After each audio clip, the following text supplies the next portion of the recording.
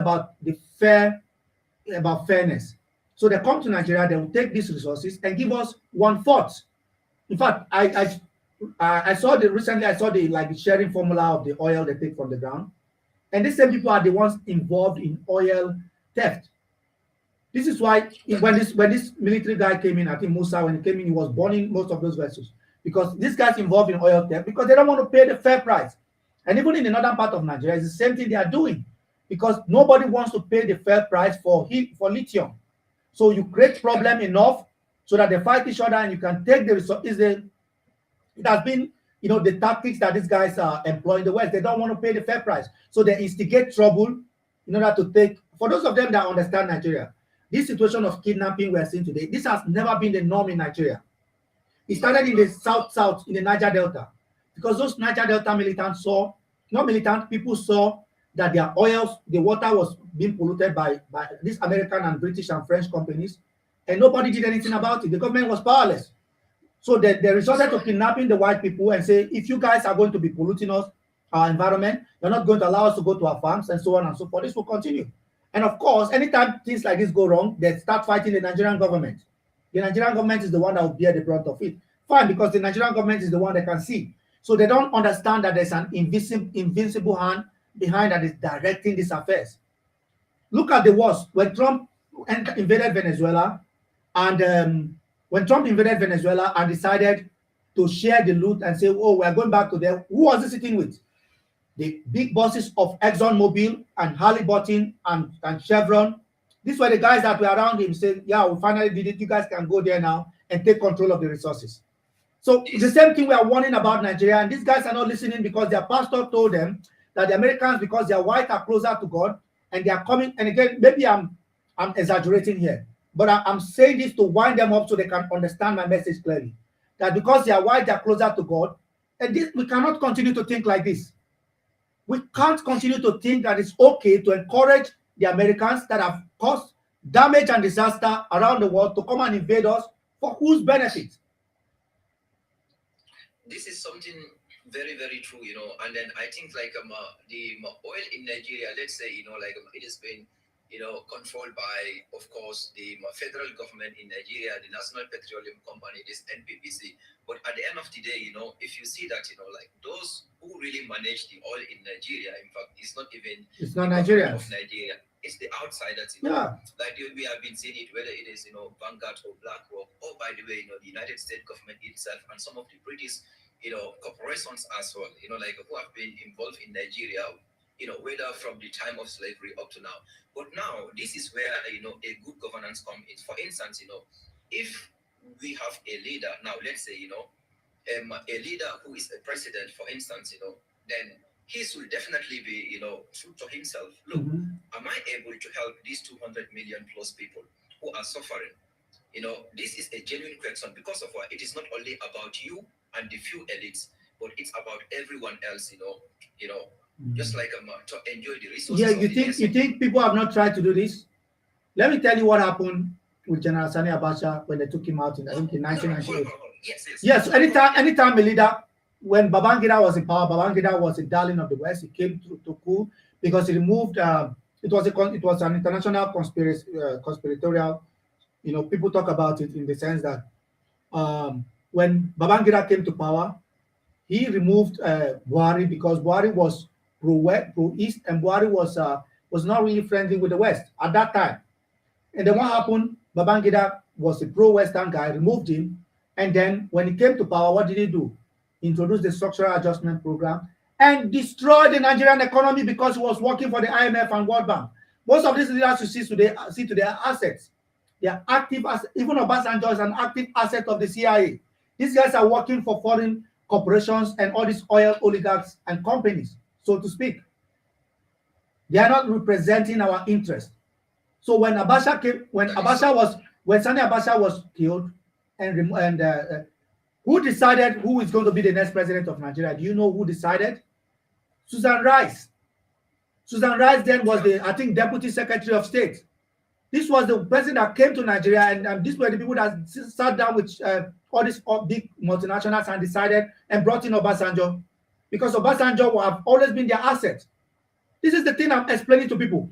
During elections in Nigeria, what happens? They go to Chatham House and they go there to seek power. This is where they go to have debates.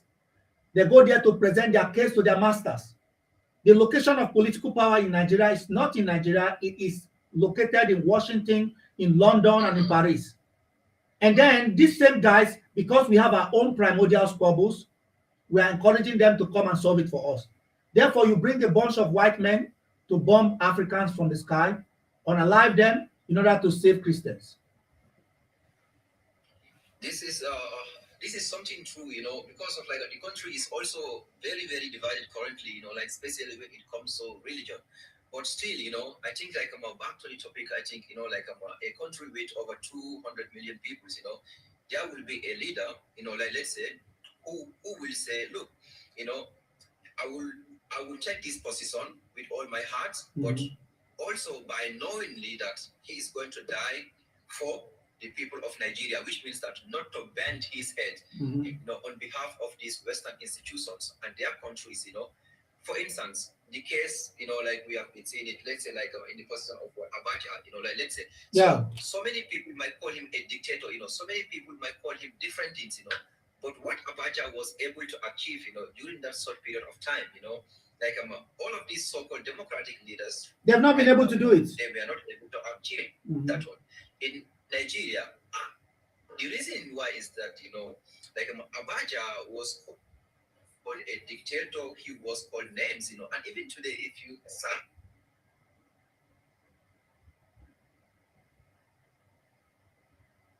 in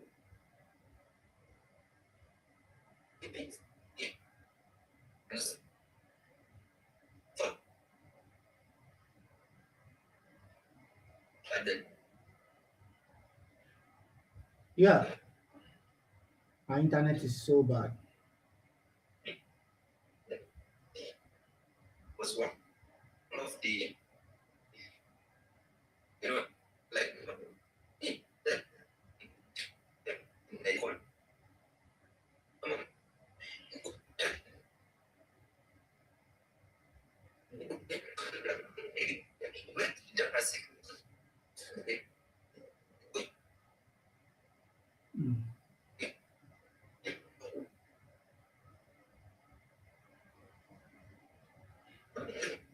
yeah, definitely.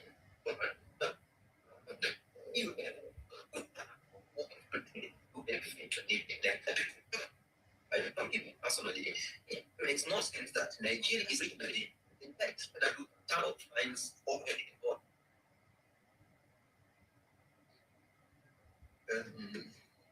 Yeah, absolutely. Sorry, my internet has been so bad. Yeah, so basically, this is exactly the same thing I've been saying. And anytime you speak about it, it's like, oh, you're self-helping, you're this and that. And I'm like, why is it okay for us to be advocating the deployment of US troops in Nigeria?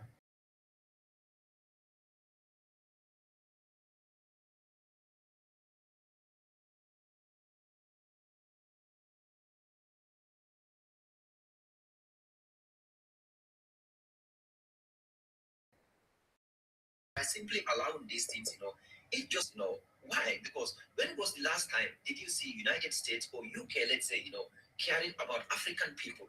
Like when was the last time, for instance, after the crimes they committed against our people on our own continent, till today, we have no justice. Those crimes are still there. A lot of people, lost their loved ones, by sponsoring different things. For example, like in Congo, they just unalived a democratically elected leader. Yeah, Patrice Lumumba. The Americans did it. Congo is in that mess. They did that one, and there is no justice for that. So my question is, these leaders, but today you will see like the Congolese president, going to Belgium, going to America, trying to make some, I don't know, diplomatic deals with those people instead of and even with the deals, the so-called deals in Congo, the M23 and what do you call it? The president of Rwanda and his people, they are still advancing. They're still advancing and taking more territories. They control most of the mineral-rich regions now in the eastern part of the DRC. And they claim that the Americans did the deal. The Americans are actually the ones instigating it so that they can break up the country. that is the main problems, And then last time also, like I was just reading a news about that, for example, like a case in the Democratic Republic of Congo, like whereby these mercenaries, they were being paid thousands of euros a month, but the Congolese soldiers themselves were being given only 75 euros, every month for their own salary. So now just think about that, Now you as a leader, you want to build your country to help your people. Do you think that you should rely on your own people? Or you should rely on foreigners, those who, colonize you. At the end of the day, also, they just went ahead, to do some stuff. Today, like you just want to rely on those people for your own security. You see, I believe that African continent as a whole, the countries within Africa, if you are a leader in Africa, you just need to do one thing. You just need to go with the Chinese system. What I meant about a Chinese system is that, if you are sincere, about building your country from poverty, accountability should start with oneself. Me as a leader, for example, what does that mean? If I came to a leader position, for example, I know that 99% of my people are living in poverty. There is no need for me to have 20, 30 cars following me on the roads, when all of those cars, fuels, and everything cost a whole lot of money. Well, it depends on the country and also the security of the system. Of course, before that one will also be better. Yes. I can understand that. But in majority of the African countries, it makes no sense. And beside that one also, most of these leaders, their children are having 2-3 passports. That is why they also do not care, because of why they can travel freely. They can leave the country anytime they want. Yes. Exactly, so it's like they have the money, they have the securities and everything. So this is also one problem. So which means that, if a leader is really sincere about solving the problems in Africa, it will start with accountability within ourselves. For example, you as a leader, you should not get a salary whereby you will live a luxurious lifestyle while others are suffering. To start with, for example, like how did, like even Captain Thomas Sankara did it when he was in power in Burkina Faso. And that really works well, So this can definitely work in various African countries.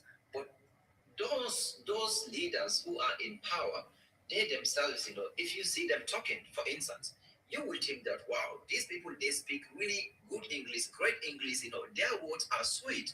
But when it comes to actions, they do nothing for their own people. Yeah, because they understand who's the boss. They understand who's the boss. The boss is, that person that sits down with the suit, in Washington and so on and so forth. Yeah, it's at the end of the day, this is what it is. Why should we, accept these guys, to continue to do this to us? Enough is enough. This is all I'm saying. And for those people in Nigeria that are advocating for the US to come and intervene, to sort of bomb the country from the sky, to civilize us, because they believe that if America come and enslave Nigeria again, like the Europeans did, the ancestors did in the past, that things are going to get better, the Christians are going to have more say, some will say the Muslims are going to have more say, and we are basing it on religion and ethnic proclivities in order to encourage the destruction of a country that you live in, a country that you claim to like. Most of you even say openly that you hate the country. So how can I take you seriously when you're openly advocating for the bombing of this country from the sky by the same people that did what they did to Afghanistan? 2 million people that they took out in Iraq. In Libya, look at the carnage and destruction in Libya. In Libya today now you have, and funny enough, there's a lady that came up on my stream yesterday, and we're talking about what they did in Libya. Where now you have the western side and you have the eastern. Just yesterday, the son of the ex-Libyan leader, Muammar Gaddafi, Saif al-Islam Gaddafi, was killed in the western part of Libya, unalive, shot dead in Libya. So again, this is what we are asking for: carnage and chaos. And whatever we have, see, this is the beginning of the end. What we have put our hand into, it will take us 900 years to come out of this nonsense. And that thing you guys are looking for, you have eventually seen it. This is something like which is very, very true. So when it comes to Africa in general, I believe that our continent, we should just structure our continent. So especially in Nigeria now, my message to those let's say like those Christians who are saying that United States should be involved in Nigeria, basically to come, their soldiers should be welcome and things like that. I just want to tell those people, if the United States government do not care about black Americans in America, in American soil, they were born and raised in that country. They never care about them till today. Do you think that they will really care about you in Nigeria, whether you are a Christian or Muslim? So no. So which means that bringing the United States in Nigeria, that is only going to get things worse and worse. And beside that one also, I will say these things. Religion is only being used as a propaganda tool just for people to hate one another. But guess what? Those who are doing all of this nonsense in Nigeria, killing, kidnappings, and stuff like that, these people are not Muslims.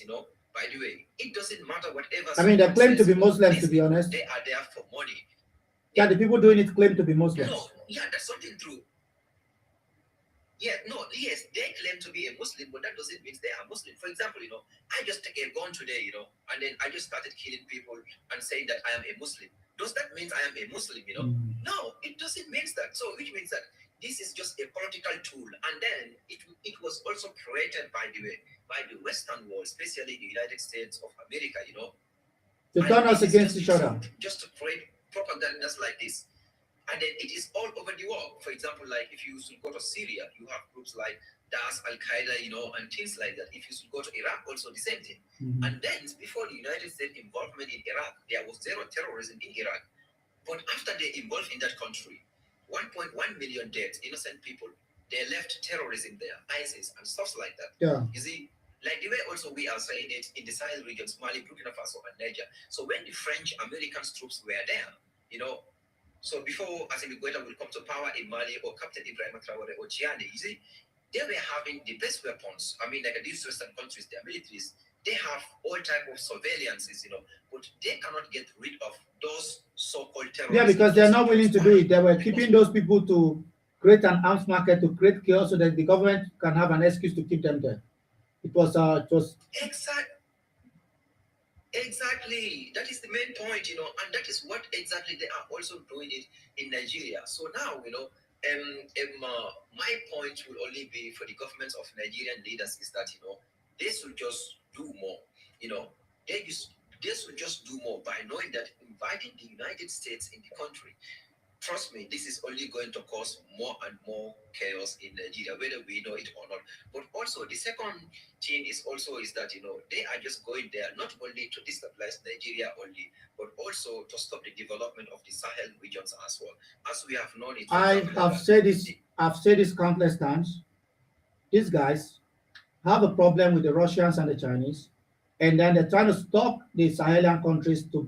This is why immediately they come in, they're going to the north. They're going to eventually have their base in the northwestern part of Nigeria. That's what they're looking for. When Biden was in power, during the last days of Biden, they tried to do it when Tinubu came to power. He did reject it, but the information got leaked to the people in the north and they started protesting. And then the Americans abandoned that plan because there was a lot of outrage. And now, you see what Trump did? Trump perfectly, say, oh, well, you guys are now unaliving Christians and coming there to do this and that. And now they have the excuse to come into the country. Now they have the full excuse to come into the country because the argument they are making is very simple, that Christians are now being targeted in the country, and that, if the Nigerian government is not going to do anything about it, they are going to come in to bomb from the sky.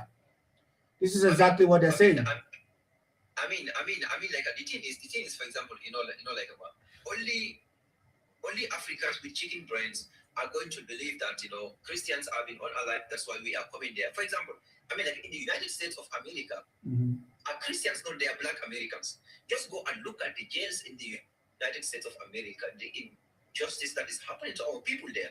Are those people not Christians? Don't they deserve justice?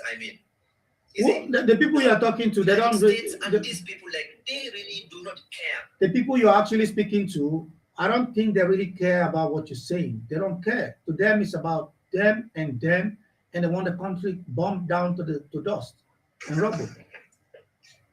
Yo, Sav, what's good? Yeah. What's it's the best news I've heard so far. African boys, in fact, please, you need to chill a little. You say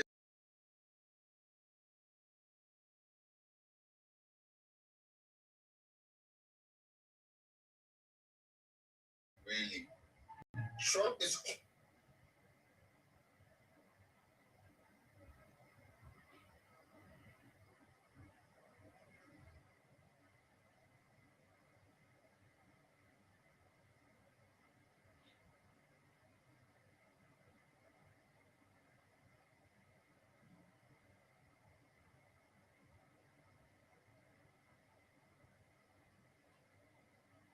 that's good that you are. Trump is very, very welcome. Give them a jollof We rice. need tomahawks. We need tomahawks in Sokoto, in Maiduguri, all those Lakurawa camp, Fulani militias. We need it.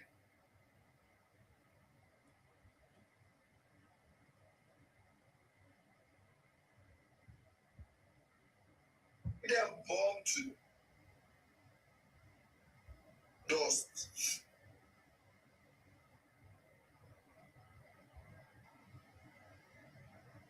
Flatten Sambisa. Red. So, Body as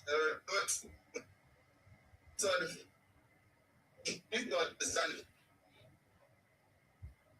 Nigeria. So, If I was saying Nigeria,